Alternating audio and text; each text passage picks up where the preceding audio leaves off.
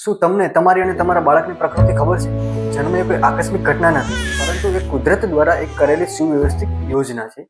બીજમાં રહેલી સંભાવનાઓને ઉજાગર કરવાની પ્રક્રિયા એટલે કે છે જન્મ.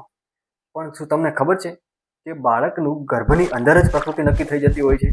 તો જી હા, આ પ્રકૃતિ નક્કી થવા માટેના ઘણા બધા ફેક્ટર્સ જવાબદાર હોય છે, જેમ કે પુરુષ બીજ, સ્ત્રી બીજ, માતાનો આહાર વિહાર, ગર્ભાશય અને ગર્ભાશયનું વાતાવરણ.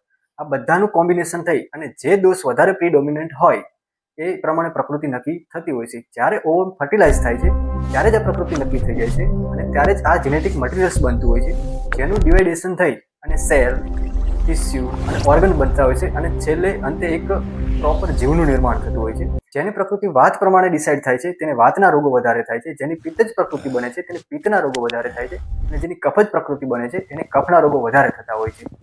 તો આવી જ જાણકારી માટે તમે અમારા પેજને ફોલો કરો, વધુથી વધુ લોકોને શેર કરો અને તમને કયા પ્રકારના રોગો થાય છે એ અમને કોમેન્ટ કરી જણાવો.